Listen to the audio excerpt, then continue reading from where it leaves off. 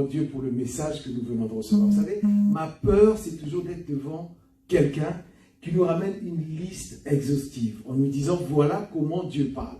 Et nous dit les 5 points pour entendre Dieu. Je n'aime pas ce genre d'enseignement. Non pas que c'est faux, mais ce sont des enseignements qui nous gardent dans un certain aspect où on se dit tiens, si ce sont les 5 points par lesquels Dieu nous parle, nous oublions tous les autres points par lesquels Dieu nous parle.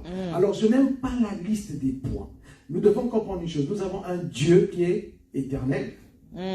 Dieu est éternel. Et parce qu'il est éternel, il utilise un moyen dans l'éternité pour nous parler. Amen. Un exemple simple, je crois, je n'étais pas là dans les années 40, mais dans les années 40, je suis sûr d'une chose, il n'y avait pas Facebook. Donc Dieu ne pouvait pas parler aux gens dans les années 40 à travers Facebook. C'était impossible. Et je suis chrétien depuis quelques années, ça fait à peine 5 ans. Et bizarrement, quand j'ai rencontré l'Éternel, et n'ayant pas d'église ni un pasteur à suivre, je partais sur YouTube, écouter un peu de tout et n'importe quoi. Je bénis les Seigneurs parce que j'ai vraiment écouté des bonnes choses et des très mauvaises choses. Et c'est comme ça aussi que Dieu nous enseigne. Amen. Si je ne vois pas le mal dans le bon, je ne saurais pas ce qui est mal. Donc, il me faut les deux pour pouvoir faire un bon choix. Amen. Et pendant ce temps, il y avait des pasteurs de renommée, je ne vais pas citer les noms, qui fustigeaient un peu ceux qui enseignaient sur Facebook. En tout cas, je les entendais parler de Facebook en disant « c'est faux enseignants de Facebook, Facebook c'est pas un endroit ». Comme j'étais nouvellement chrétien, je pensais qu'ils avaient raison. Mais Dieu est tellement bon et nous confond toujours. Il y a à peine quoi, 2 ans que nous vivons cette pandémie, cette pandémie de Covid, et j'ai vu venir tous ces gens sur Facebook. C'est-à-dire que les mêmes personnes qui fustigeaient les enseignants de Facebook ont accouru dans Facebook pour enseigner la parole de Dieu. Je veux dire cela, ce n'est pas pour me moquer d'eux, c'est surtout pour nous faire comprendre une chose. Ne limitons pas Dieu. Amen. Ne limitons pas Dieu. Ne sommes pas là pour attendre. Ce frère est passé, il ne m'a pas dit comment Dieu parle. Qu'est-ce qu'il fait? Non, je ne sais pas. Je vous dis une chose. Dieu utilise tout ce qui est en sa possession pour nous parler. Amen. Je ne néglige rien de ce qui est autour de moi.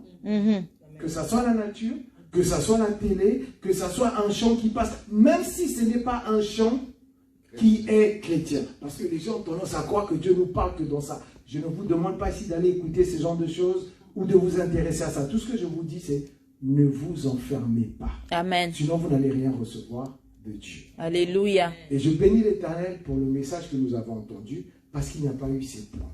Moi, je vais parler de 3 points, mais rassurez-vous, ce ne sont pas les points qui vous enferment dans quelque chose. Et une fois de plus, je ne parle pas de liste exhaustive. Amen.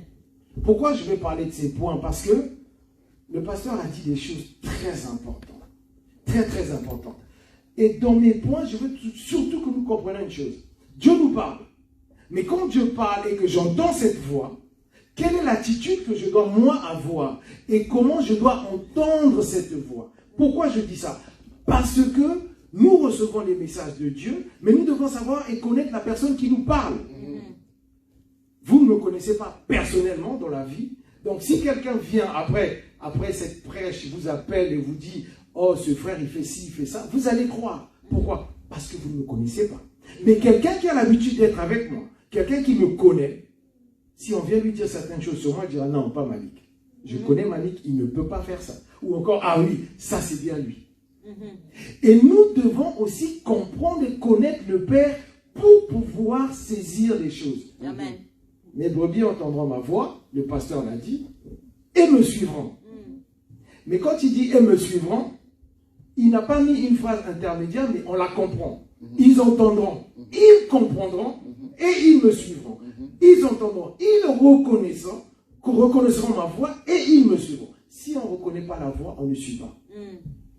C'est pour ça que ça me fait toujours rire quand je vois des gens venir dire, que ce soit partout, dans les églises, dans les Facebook, oui, il y a des gens qui emmènent les enfants de Dieu à la perdition avec les faux enseignants. Je vous dis, ce n'est pas possible.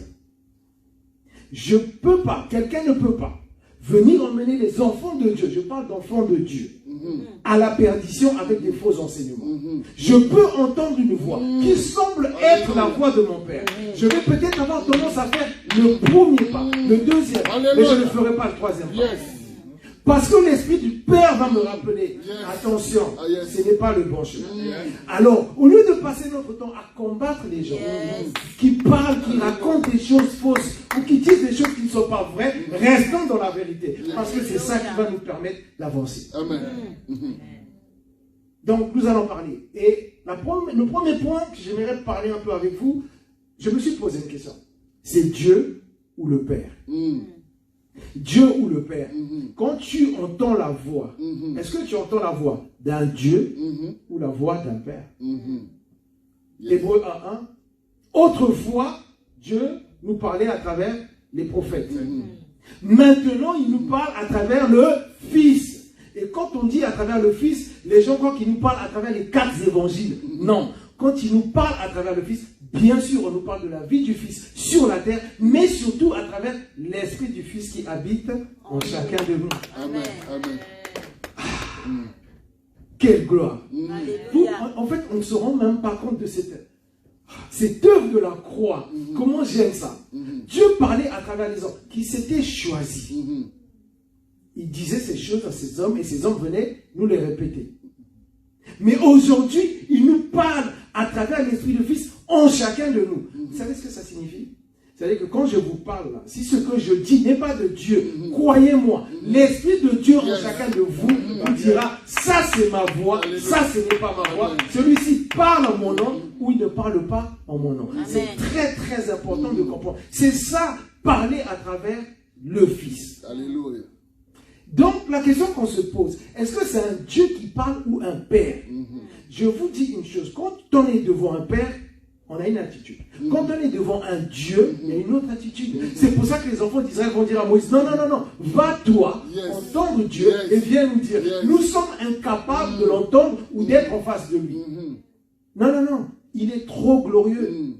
Mais toi et moi aujourd'hui, nous avons la chance. Cette gloire, on n'a pas besoin de la voir. Le pasteur a dit, c'est pas question de sensation. La gloire de Dieu habite en nous. Amen. Et notre problème aujourd'hui, je le dis souvent à mes frères et mes soeurs chrétiens, vous savez, notre problème aujourd'hui, c'est qu'on ne se rend pas compte de ce que nous avons. Ça reste des fois, c'est des slogans. Je suis le temple de Dieu. Mais si tu pouvais savoir, prendre juste une seconde de ta vie et réaliser ce que ça signifiait, il y a plein de choses, je dis bien plein de choses, que tu oseras faire et certaines que tu arrêteras complètement de faire. Que Dieu nous aide à arriver à ce stade. Croyez-moi, c'est un processus. Je ne suis même pas encore arrivé. Même pas 1 centimètre. Mais le jour où j'atteindrai même le centimètre, ça sera comme quelqu'un qui a gagné son premier million. Je serai très sûr.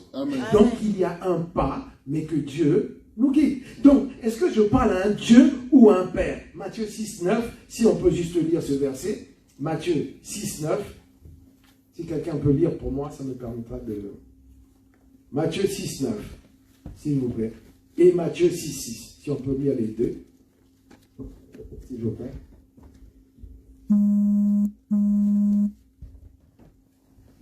Matthieu 6, 9. Oui. Je le nom du Seigneur Jésus-Christ. Voici donc comment vous devez prier. Notre Père qui es aux cieux, que ton nom soit sanctifié, que ton règne vienne, que ta volonté soit faite sur la terre comme au ciel. Merci. Donc, et Matthieu 6, 6, s'il vous plaît.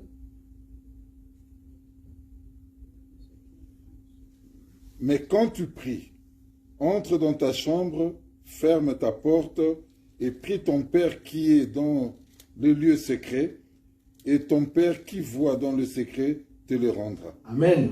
Merci. Donc là, c'est Jésus-Christ qui est en train de parler à ses disciples. N'oubliez pas que là, nous sommes en Israël. C'est des gens qui sont encore sous la loi. Ils ont une crainte de Dieu. Ils ont une crainte de Dieu. Et cette crainte de Dieu ne pouvait pas les permettre d'appeler Dieu Père. Même prononcer le nom de Dieu pour les Israéliens, c'était quelque chose de très difficile et carrément complètement interdit. Si vous lisez Matthieu, qui parle beaucoup aux Israélites, vous verrez que Matthieu, même pour dire le royaume de Dieu, il dit le royaume des cieux. Et pourtant, c'est la même chose. Mais il va prophétiser le royaume des cieux pour ne pas prononcer le nom de Dieu. Cieux, pour montrer là où Dieu habite, mais on ne prononce pas le nom de Dieu en vain. Et Jésus va arriver et va leur dire, quand tu pries, dis quand vous priez, dites notre Père. Il ramène la notion du Père.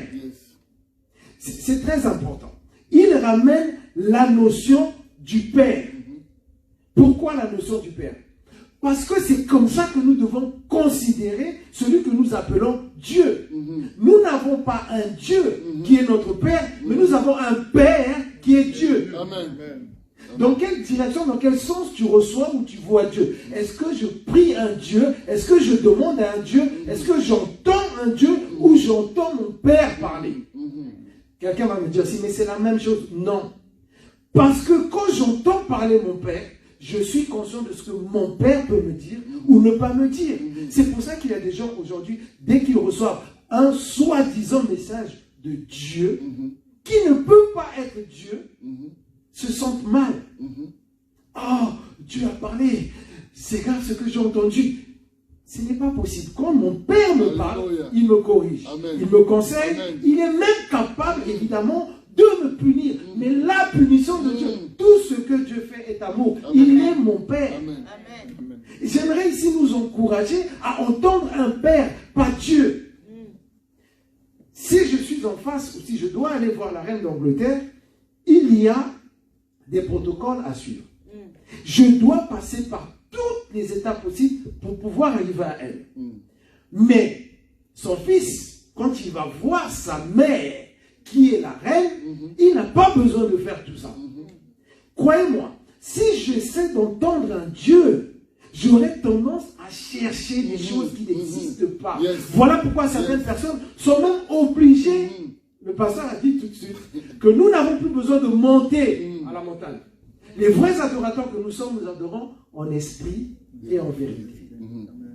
Tout est en nous. Mais les gens sont obligés aujourd'hui de monter. Certains se disent, moi pour entendre, je dois jeûner 3 jours pour entendre la voix de Dieu. Si nous avons besoin de faire toutes ces choses, c'est que nous ne cherchons pas un Père.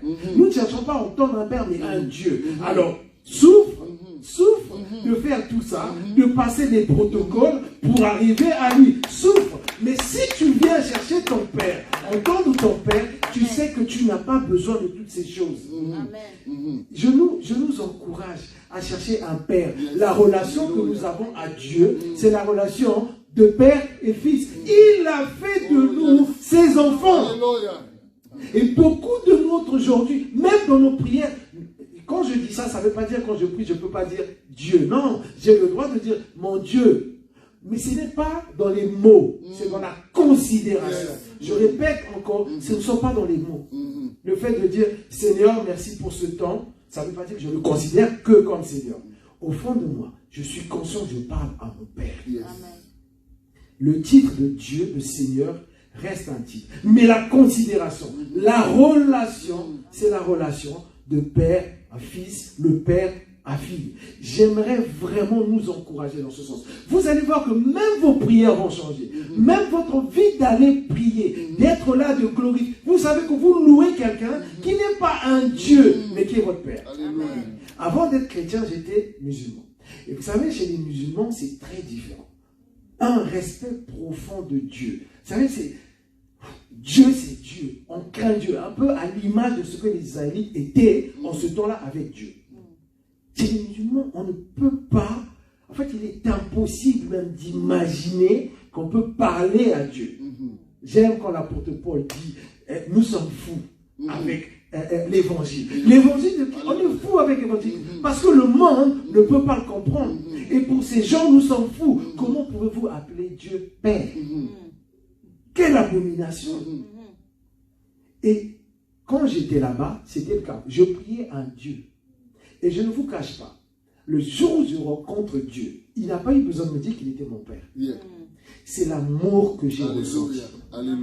C'est la considération que j'ai ressentie. La chose que j'ai vécue. Croyez-moi, j'ai compris. J'ai compris que là, c'était une autre relation. J'avais affaire à autre chose qu'à un Dieu qui m'était lointain. Je priais un Dieu dans une langue que je comprenais à peine. Parce qu'en plus, là-bas, il faut prier dans une certaine langue pour que le Dieu là t'entende. Mais celui que j'ai, je peux même ne pas parler, il sait qui je suis et ce que je veux. Est-ce que vous comprenez? comprenez ce Père et cette dimension de Père. Aujourd'hui, quand je vais vers Dieu, c'est un fils qui va vers son Père. Amen. Et je ne vous cache pas, même dans mes erreurs, même dans mes défauts, j'y vais. Amen. Pourquoi? Je sais que je vais vers mon Père. Yes. Alléluia. Ah oui, moi, quelquefois, je parle quand je dis, ah, Père, j'ai encore déconné. Ah oui, j'ai encore mal fait.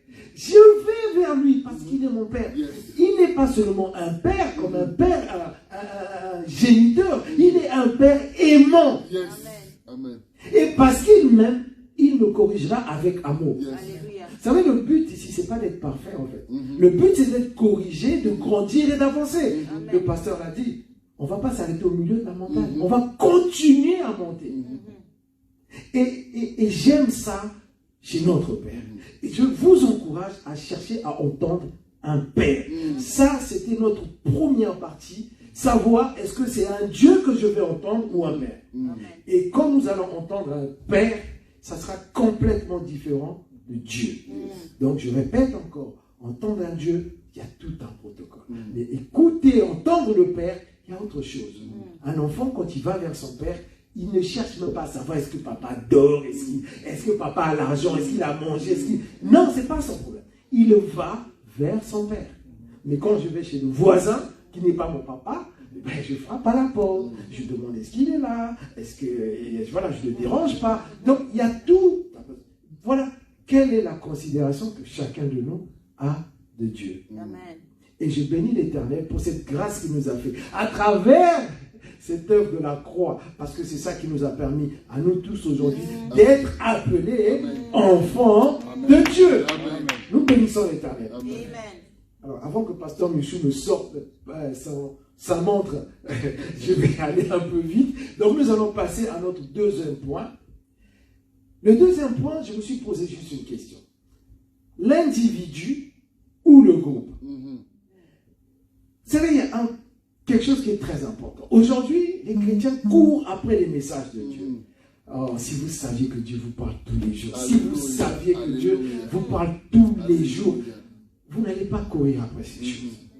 Il y a un message particulier que Dieu te donnera à un moment précis. Amen. Je prends toujours l'exemple du pasteur, excusez-moi, parce que c'est lui qui est passé avant moi. Il dit bien qu'ils étaient en train de prier, et là, il y avait un message particulier pour quelqu'un, et il fallait qu'il agisse à ce moment-là. Il a entendu une voix. Et nombreux parmi nous, nous espérons et nous voulons entendre ça tous les jours. Un temps particulier, dans un moment particulier, il y a un langage particulier.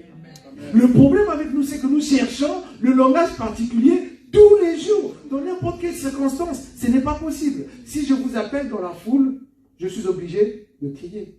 Mais si vous êtes face à moi, on n'est que tous les deux, pas besoin de crier. Donc vous voyez très bien que je suis la même personne qui parle, mais j'utilise deux langages totalement différents selon les circonstances. Le problème avec les chrétiens, c'est qu'ils veulent avoir un langage particulier tous les jours, alors que tous les jours, ils nous parlent pour tout, en tout et n'importe quoi. Amen. Voilà pourquoi on nous dit tout concourt au bien de ceux qui aiment Dieu. Dans le retard qui peut arriver du train, du bus, du taxi, Dieu peut me parler, peut me dire quelque chose à travers ça. Mais non, je râle. En fait, nous cherchons autre chose au lieu de chercher. J'ai aimé ce qu'il a dit. Cherchez la voix de Dieu dans ce que... Tout à l'heure, il a dit, n'écoutez pas les médecins.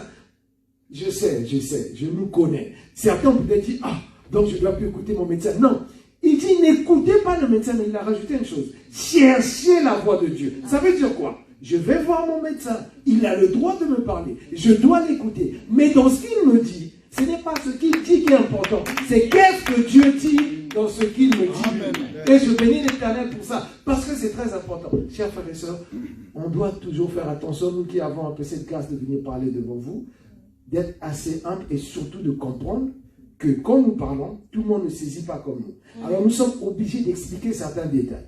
Donc quand je dis ça, j'aimerais l'expliquer ici. Quand on dit n'écoute pas le médecin, ce n'est pas dit ne va pas chez le médecin. Hein? Même si on connaît des sectes où les gens ne veulent plus aller chez le médecin, moi je vous dis que c'est Dieu qui leur donne cette sagesse et cette intelligence. Et je bénis l'Éternel pour les médecins. Mais quand le médecin parle, je cherche la voix de Dieu. Dans le retard du bus, je cherche la voix de Dieu. Dans les problèmes avec ma soeur, ma femme, mon frère, mon père, je cherche la voix de Dieu. Et nous, ce que nous faisons, nous ne cherchons pas la voix de Dieu, nous regardons les circonstances. Covid, vaccin, pas vaccin, ceci ou cela. Tout le monde. Il y a des chrétiens qui ont été très malheureux pendant cette période. C'est dommage. Si seulement si nous avions écouté la voix de Dieu pendant cette pandémie, certains n'auraient pas vécu ça aussi mal. Je ne suis pas ici en train de négliger les souffrances des familles ou des gens. Mais nous devons, dans chaque circonstance, chercher la voix de Dieu. Et croyez-moi, les circonstances de ce monde n'auront pas autant de poids que quand nous cherchons la voix de Dieu. Je ne dis pas que la vie va devenir parfaite. Non, non, non. Je ne suis pas des gens qui vous viennent ici pour vous dire tu vas être bien, Dieu est grand, ta vie est belle. Non, non, ce n'est pas ça Dieu. Dieu, c'est la capacité d'être au-dessus de ce que le monde nous propose. Voilà pourquoi il dit vous êtes dans le monde, mais vous n'êtes pas du monde. Ça veut dire que vous allez subir les choses d'ici. Mais ces choses-là n'auront pas beaucoup d'impact sur vous. Vous savez pourquoi? Parce que vous n'êtes pas d'ici. Donc quand ces choses arrivent, moi je ne m'accroche pas aux choses d'ici, mais je regarde là-haut. Donc je disais, l'individu dans le groupe. Qu'est-ce que ça veut dire l'individu dans le groupe? Parce que quand Dieu nous passe des messages personnels, nous avons tendance à croire que Dieu m'a parlé et que ça ne concerne pas les autres. Nous sommes très fiers. Ah, Dieu m'a dit qu'il va m'élever. C'est vrai. Il peut te le dire. Je le crois. Parce que Dieu est capable de le faire. Mais est-ce que dans cette élévation, tu as vu les autres? Parce que nous avons tendance à croire que Dieu parle. Je vous dis une chose. Le message de Dieu est un message individuel pour un groupe de personnes. Je répète encore. Le message de Dieu pour un individu est un message individuel pour un groupe de personnes. Si je le dis et si je parle de ce point, c'est pour que chacun de nous comprenne aujourd'hui. Quand Dieu nous parle, ce n'est pas pour nous, mais c'est pour nous et les autres. Amen. Amen. Pourquoi je dis ça? Habakkuk, merci. J'aime bien parler aussi après parce que ça devient un peu plus facile. Ce verset aussi encore été lu ici. On nous a dit, ta prophétie, écris-la. Mais pourquoi on écrit? Il y a deux choses. Et il dit, si elle tarde, attends-la. Bon, quand on attend, ce n'est pas en dormant. On attend en restant en contact avec celui qui a donné la prophétie. Mais quand je reçois ma prophétie, je l'ai écrit. Et quand je vais vers celui qui a donné la prophétie, qu'est-ce que je cherche? Je cherche à comprendre, d'avoir toute la photo de la prophétie. J'explique. Si sur une photo, nous sommes à 10 sur la photo. Si je passe mon temps à ne me regarder que moi, le jour où on me demande de décrire la photo, je suis incapable de dire qui d'autre était sur la photo. Parce que tout le temps, j'ai passé à me regarder, à regarder ce que j'avais sur moi et pas les autres. La prophétie, c'est la même chose. Pour que la prophétie ait tout son sens, pour que chez toi, ça fasse quelque chose, pour que ça marche, et pour que tu saches comment prier pour cette prophétie, il faut que tu inclues les autres. Voilà pourquoi je parle de l'individu dans un groupe. Dieu ne te parle pas pour toi. Dieu te parle pour toi et pour ceux qui seront autour de toi. Tu es une bénédiction pour les autres, pas pour toi. Et c'est ce que nous ne comprenons pas. On va lire un verset dans Hébreux 1:1. On va voir ce que l'apôtre Paul va dire à ce sujet. Je nous encourage à voir plus large. Comment Dieu parle? Et oui, il te parle à toi, mais pour les autres. Est-ce que nous pouvons lire Hébreux, s'il vous plaît? Hébreux 1. Je lis au nom du Seigneur Jésus-Christ. Amen. Après avoir autrefois, à plusieurs reprises et de plusieurs manières, parlé à nos pères par les prophètes, Dieu, dans ces derniers temps... Autant pour moi. Ça, c'était mon premier point. Non, pardon. Éphésiens 3:1. C'est Éphésiens. C'est dans Éphésiens 3:2, je crois. Ouais, 3:2. Oh, excusez-moi. Ça, c'était le premier point. Donc ça, j'ai déjà lu ça. Éphésiens 3:2. Éphésiens 3:2. Qu'est-ce qu'on nous dit? C'est l'apôtre Paul qui nous parle. Si du moins vous avez appris comment je fais part de la grâce de Dieu qui m'a été confiée pour vous. Amen. Encore. C'est ça. C'est par révélation que... Non, encore le même verset. Si du moins vous avez appris comment je fais part de la grâce de Dieu qui m'a été confiée pour vous. Amen. Amen. Ah, Dieu est bon. Amen. L'apôtre Paul dit, si du moins vous avez appris la grâce que Dieu m'a donnée, pas à vous, à moi, mais pour vous. C'est un individu qui a reçu cette grâce. Mais ce n'est pas pour lui, c'est pour les autres. Je veux vous encourager à entendre la voix de Dieu, non pas que pour vous, mais pour les autres. Écoute, on te dit que Dieu va t'élever, mais quand Dieu va t'élever, il va t'élever comment? Tu crois que sur tout le chemin, c'est toi tout seul, Dieu va te prendre et va t'emmener quelque part. Il y aura des hommes autour de toi qui vont t'emmener là. Dieu m'a fait la grâce aujourd'hui d'être ici et de parler. Imaginez-vous qu'il n'y avait personne dans cette salle, je parlerai à qui? Si dans mes prières, je ne vous avais pas inclus, vous ne serez pas là. Ou encore, vous serez là peut-être tous en train de dormir, ou peut-être encore moins intéressés par ce que je dis. Donc, vous êtes des gens que Dieu a mis sur mon chemin pour m'emmener quelque part. Et moi aussi, je suis cette personne que Dieu a mis dans votre chemin pour vous faire comprendre quelque chose. Je veux que vous recevez des messages de Dieu de la sorte. Ma soeur, tu vas te marier. Dieu me dit que tu vas te marier. C'est vrai, Dieu est capable de le dire. Mais quand il t'a parlé de ton mariage, pourquoi un Dieu? Je dis bien, pourquoi un Dieu aussi grand va me parler de mon mariage? Et le problème, c'est que nous ne cherchons pas plus loin. C'est pour ça que le même mariage demain, tu l'as, ça va pas loin, tu passes à autre chose. Pourquoi? Tu n'avais pas saisi le message. Écoutez bien ce que Abraham va dire. L'apôtre Paul va parler d'Abraham en hébreu. Il dit, Abraham était sur cette terre comme un étranger. Il vivait sur la terre promise comme un étranger. Vous savez pourquoi? Parce qu'il cherchait la ville bâtie des mains de Dieu. Écoutez, c'est très important. Dieu va dire à Abraham, tu vas te déplacer, tu vas donc aller dans telle ville, à Canaan, tu quittes ton père et ta mère, tu vas dans cette ville. Abraham n'y connaissait personne. Abraham va arriver dans cette ville. C'est la terre promise pour Abraham.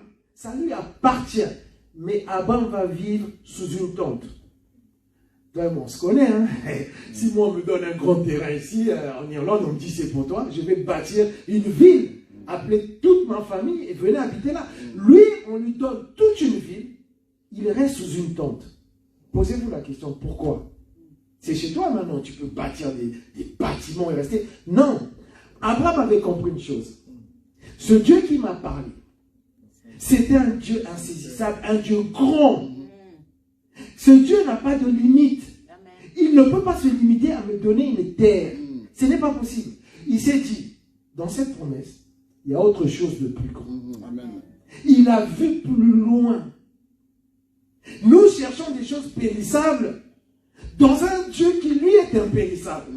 Alors que nous devons chercher le Dieu impérissable dans le périssable. C'est pour ça que quand tu reçois ton message sur ton mariage, c'est une très bonne chose. Mais qu'est-ce que Dieu veut faire avec ton mariage? Quel est le message de Dieu derrière ce mariage?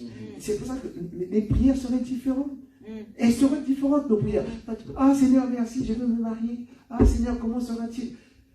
Non, il y a autre chose derrière, mais c'est quoi? Ayons cette capacité de chercher, je dis bien, le Dieu impérissable dans les choses périssables. Ne cherchons pas les choses périssables avec le Dieu impérissable. Il est impérissable. Il ne va pas te donner les choses. Même quand il te donne quelque chose de périssable, il y a quelque chose de plus grand derrière. Donc c'est un comme Abraham, qui est sur cette terre promise. C'est la terre, c'est à lui. On lui a dit, c'est chez toi. Mais il continue à rester sous une tente. Il dit, non, c'est pas possible. Toi, tu ne peux pas me donner ça et être satisfait. Il y a autre chose derrière. Il y a autre chose derrière. L'individu dans le groupe. Dieu, quand il te parle... Ah, excusez-moi. Pasteur, ton micro. Bon, on va continuer. Ça, là. Ouais. Donc, je disais, excusez-nous, donc quand Dieu te parle, il te parle pour un groupe. Je nous encourage à recevoir des messages de la sorte. Quand tu reçois un message en sachant bien que ce que Dieu m'a confié, même si c'est pour moi, ça concerne tout un groupe de personnes, tu n'auras plus la même considération. L'orgueil, toutes ces choses, tu seras humble. Parce que tu vas comprendre que je ne peux pas avancer sans lui. Amen. Je nous encourage à recevoir des messages de Dieu comme étant des messages d'un groupe. Comment Dieu parle-t-il? Il parle à un individu pour un groupe. Voici mon deuxième point, c'est celui-ci. Dieu parle à un individu pour un groupe. Je nous encourage à chercher ça. Et quand vous allez chercher ça, vous allez vous rendre compte, même quand Dieu mettra devant vous certaines personnes, vous aurez ce discernement par rapport à ce que Dieu me dit. Je vois pourquoi ce pasteur est là. Je vois pourquoi ce frère est là. Je comprends pourquoi je rencontre telle personne. C'est parce que, oh, vous savez quoi? généralement, nous passons à côté des gens et même des circonstances qui devraient nous emmener là où Dieu veut nous emmener. Pourquoi?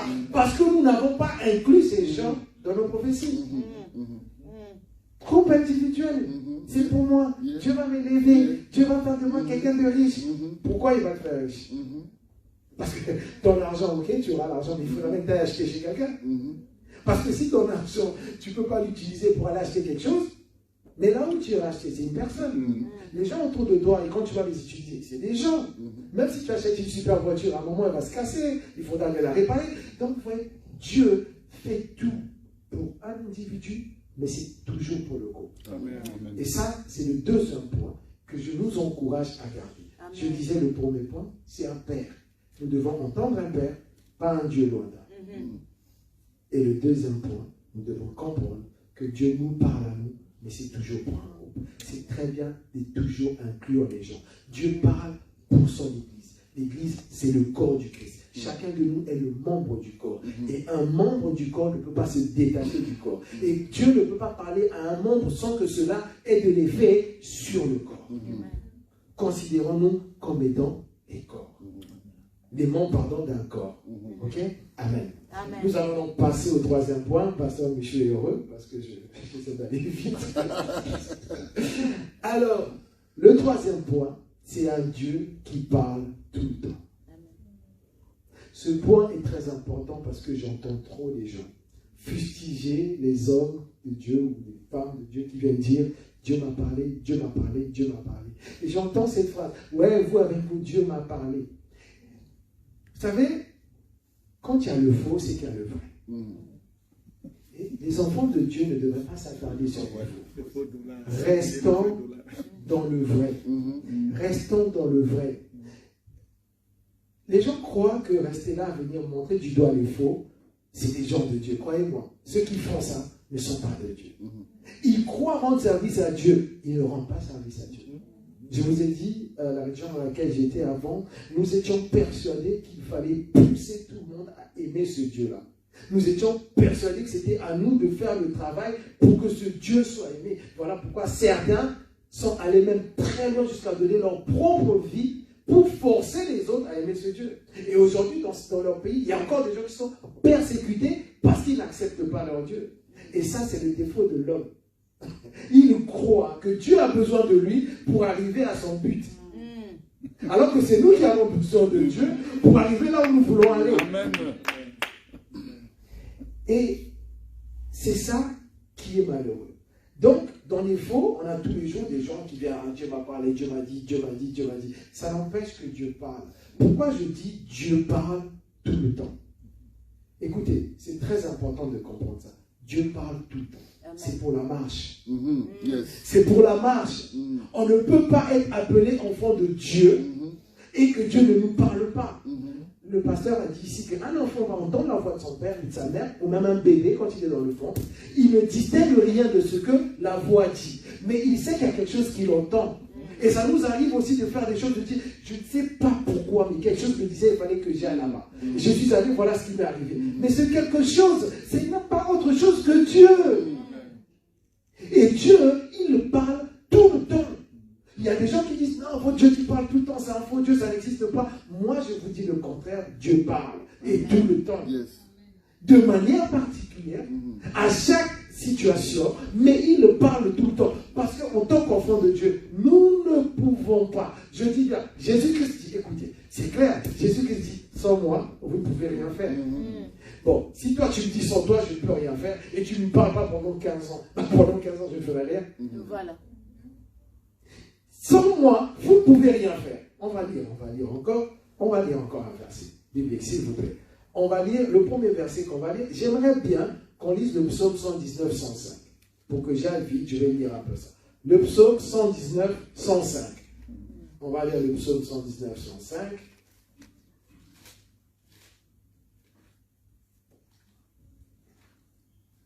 Psaume 119, verset 105. Merci.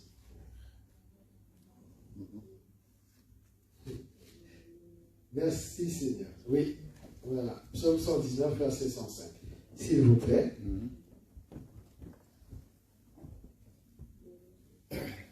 vas le dire. Non, non, non, je vous écoute. Je donne au Seigneur Jésus-Christ. Ta parole est une lampe à mes pieds et une lumière sur mon sentier. Amen. Amen. Ah, merci. Merci, mon frère. Merci. Ta parole est une lampe à mes pieds et une lumière sur mon sentier. Bon, pourquoi j'ai dit Dieu parle tout le temps? Parce que je veux vous encourager à entendre tout le temps Dieu. C'est important. Il dit, ta parole, là c'est David qui parle, ta parole est une lampe à mes pieds. Alors beaucoup de gens quand ils lisent ce verset, ils comprennent que ta parole, ça veut dire la Bible écrite. Non. La parole de Dieu qui est la lumière, c'est la parole révélée de Dieu. Ce n'est pas la Bible. Ça n'enlève pas à la Bible son importance. Mais comprenons qu'il dit, ta parole est une lumière à mes pieds. Donc, si j'ai une lumière à mes pieds, quand je marche, ça devient, quoi? C'est la lampe, ça devient une lumière sur mon sentier.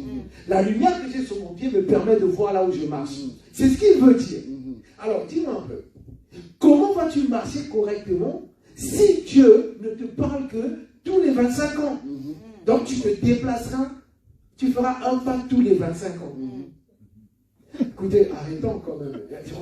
Maintenant, il nous parle à travers le Fils. Le Fils est venu en nous afin que nous soyons tout le temps en communion avec lui. Voilà.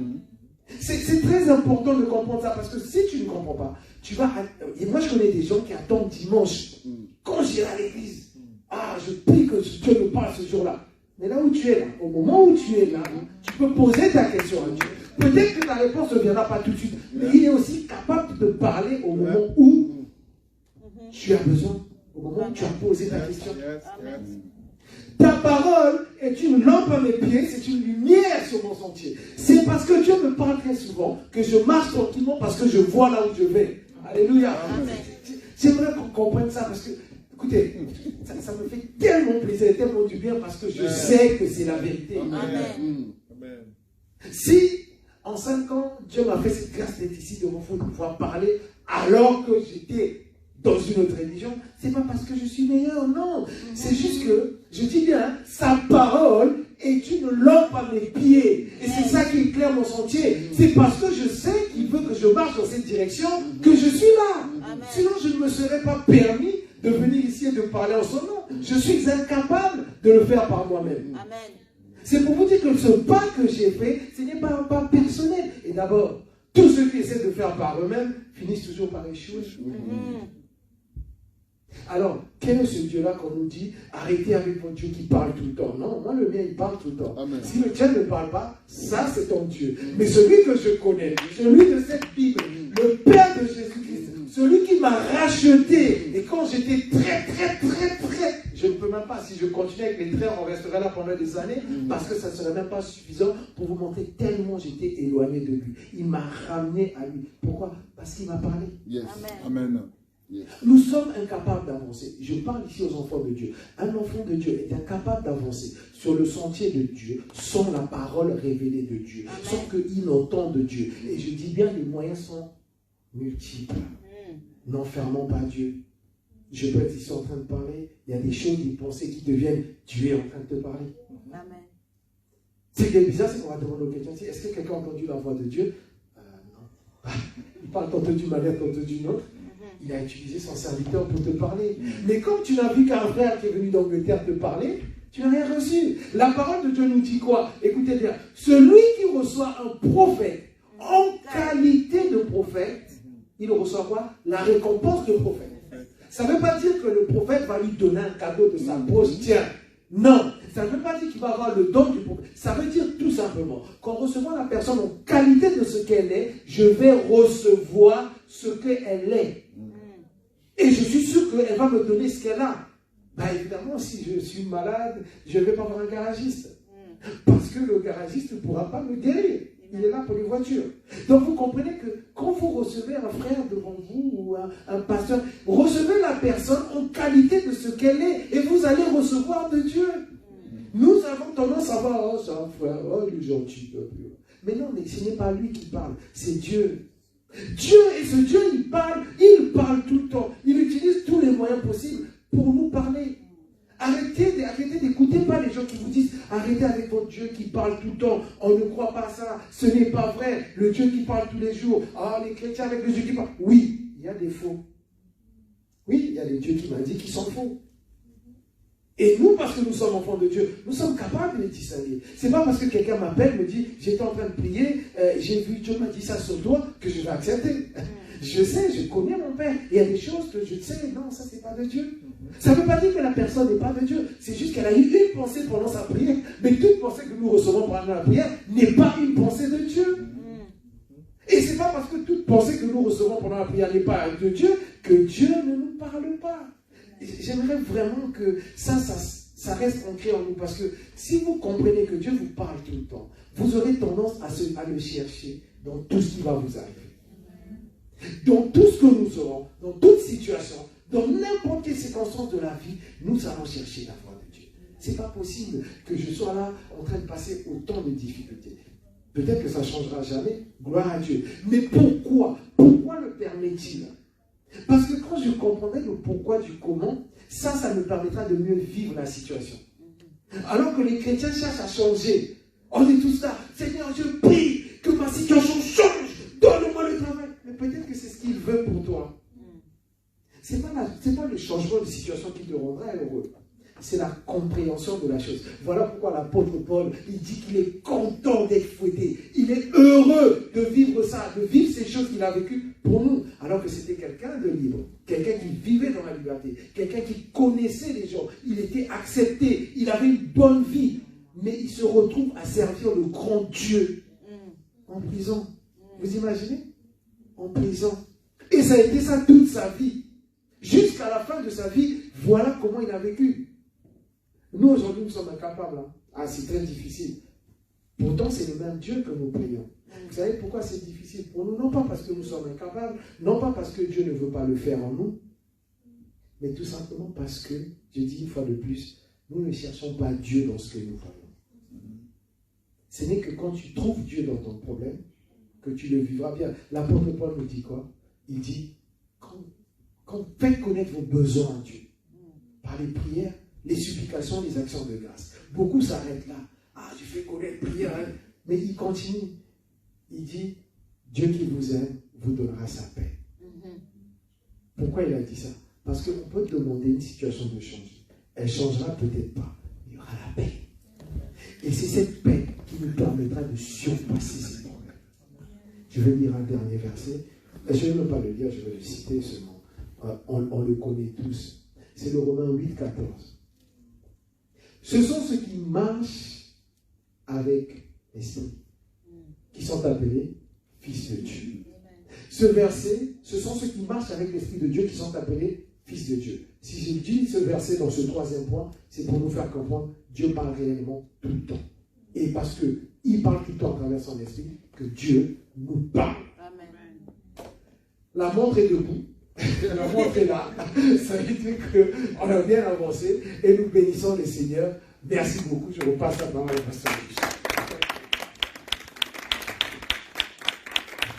Amen, amen. Amen. Gloire à Dieu. Est-ce qu'on peut prier? On peut prier rapidement.